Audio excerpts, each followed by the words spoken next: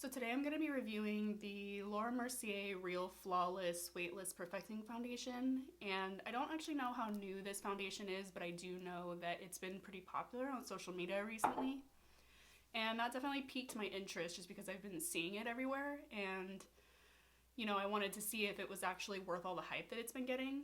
And I'm not typically one to venture out and try lots of foundations because I feel like most of them don't work for me.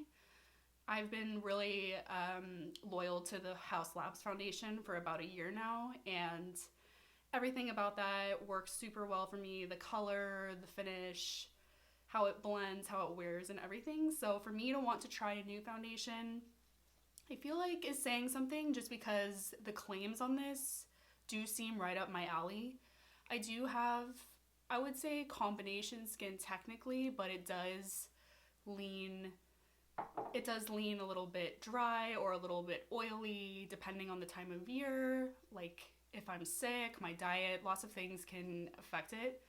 In this moment, I would say more on the dry side, but I do still get a little bit oily right in my T-zone. So like here, and then the sides of my nose as well can get a little bit oily. And the claims on this kind of seems like it would be right up my alley for that type of skin type.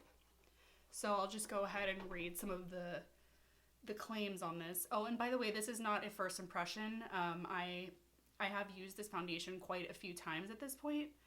I wanted to give it a fair chance before I came on here and reviewed it, just because I think that that's a little bit more helpful than just a first impression. Okay, so I'm on the Sephora app right now. This foundation is $52. I believe 29 shades if I'm counting correctly. Personally, I don't think that 29 shades is great, especially for a high-end foundation. Like, this is not cheap. $52 is pretty expensive.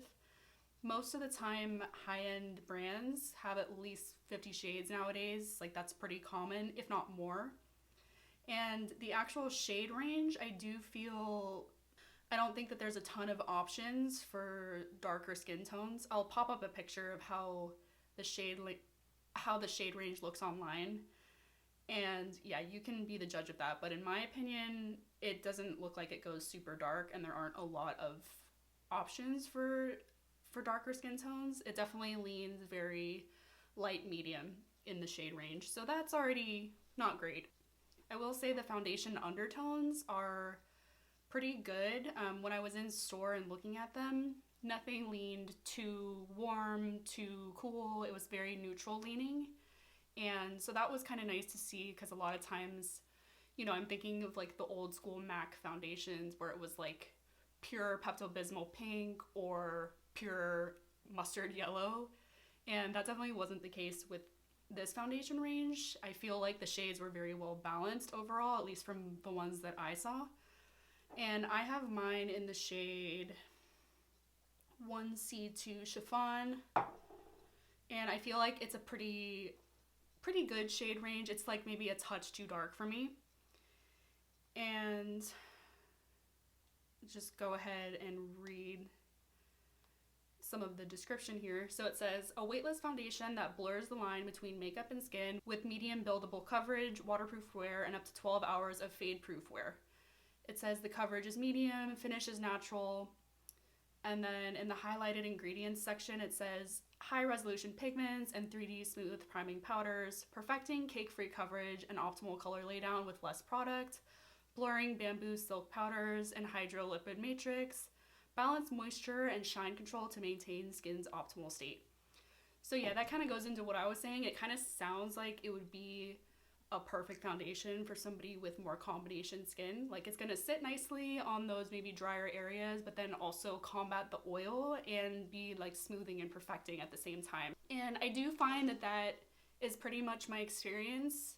When I use it, I feel like I don't need to use a blurring primer. I do usually use a blurring primer with my House Labs. I use the e.l.f. This one, the e.l.f. Liquid Poreless Buddy. And for that foundation, I do think that a little bit of a blurring primer is really helpful. But this one, I don't think it's necessary. And in fact, I would say it's probably best not to use a primer with this one, just because I feel like it can look a little bit cakey with all that product on. There was one day where I built up the product quite a lot. I used a primer, I used a powder, and it just looked like it kind of settled. It just settled and sat a little bit weird on my skin. I'll insert a picture of that here. I took that picture in outside in natural daylight, so you can really see the texture that I have going on, especially on my forehead that day. I was sick when I took those photos, so my skin was a little extra dry. So that could be it too. I do find that this foundation does best when you do no primer, minimal powder, and just a thin layer of the foundation overall. And so now I want to go ahead and do the demo of this product. And I'm going to do one side of my face with a sponge and one side of my face with a brush. I do think that the brush performs best with this, but I will show you the sponge just to, you know, be thorough. So I'll just go ahead and put a headband on and then zoom you in and we can start with the demo. Okay, so I have you zoomed in. I just want to show you how this consistency is first before I start applying it. And you can see it's not a very runny foundation, it kind of just stays put. And it's very smooth, it spreads out a lot, which is really nice about this foundation. And you can see here that it is just a little bit dark. So I will try my best to make it work. Hopefully it doesn't look too patchy on camera, because I've actually filmed this video a couple times at this point and wasn't happy with how it turned out, just because I feel like on camera it was looking a little bit patchy, even though in person it didn't. And yeah, so if you notice any patchiness, I do think that that's from the shade and not the foundation itself, because in person it looks completely fine in my opinion. So I'm gonna start with this side, just dot it around evenly. And I'm using my BK 101 brush. This is an amazing brush for foundation. If you're someone that is not sold on brushes for foundation, this is definitely the one, because I used to be that person and now I love this brush for foundation. So I think it's best to pull this product, because you can just see how smooth and even and easily it just like blends out just with no effort. I mean,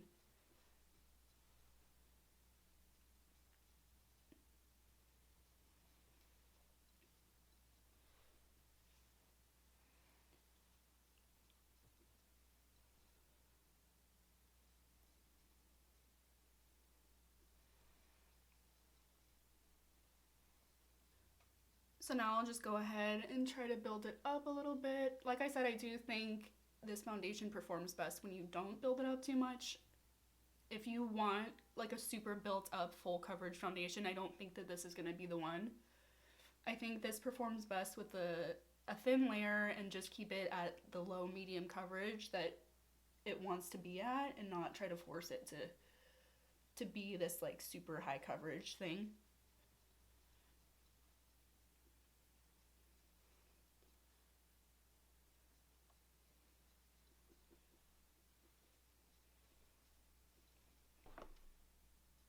Okay, so I'm hoping that doesn't look patchy on camera.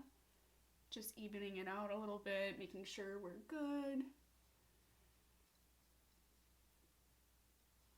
I am filming in daylight right now, and I'm not using any ring light or any artificial lighting of any sort, so this should be true to how it looks in person.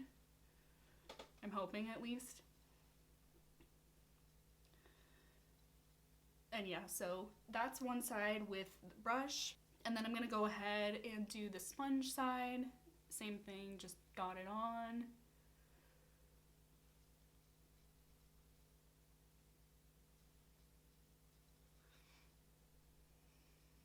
And with the sponge, I just feel like it doesn't spread as well.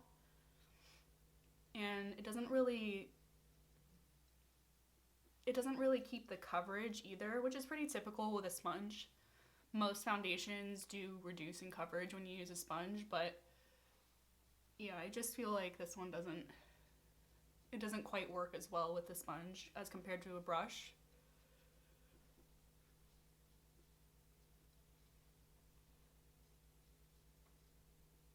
I'm just gonna try to build it up a little bit.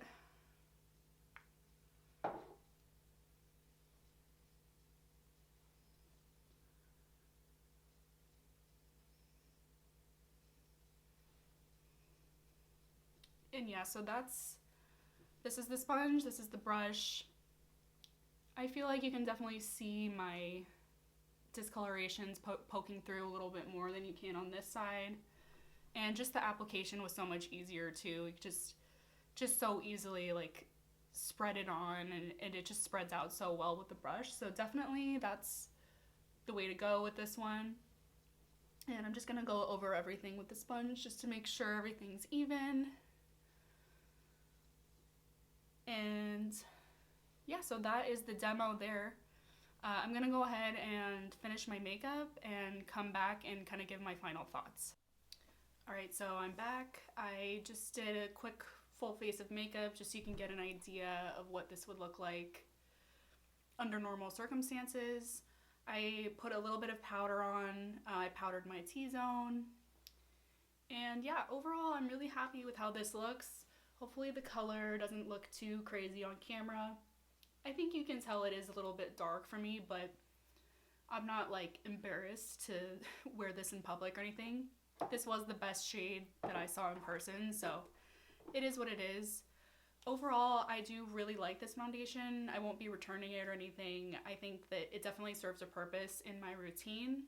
As compared to the House Labs one that I love, that one is more of like, if I want to sit and take my time doing my makeup, I'll do the primer, powder, really take my time and build it up. But this one, I think I'm going to be treating this more like a tinted moisturizer, because since this really does well with minimal other products, since you don't really need primer with this product, that makes it really quick.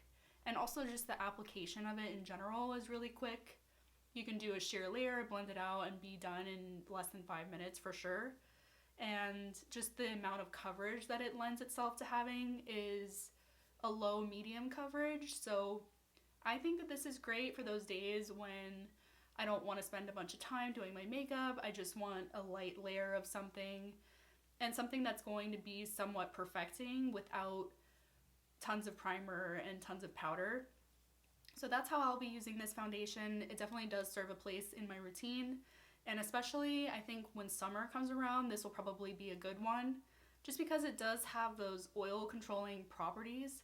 On me personally, I still do get a little bit shiny in my forehead, but I can just see that this is going to be one of those ones that probably wears really nicely in the hot, humid weather. And the fact that it's a little bit darker might actually be good for summertime. You know, maybe I'll get a little bit of a tan. Not that I really do get tan, but there's a chance maybe I'll appreciate that this is like a shade too dark for me. So yeah, overall, this is a really good foundation. I would give it probably an 8 out of 10. And yeah, I hope you found this interesting, entertaining, or helpful in some way. And thank you so much for watching.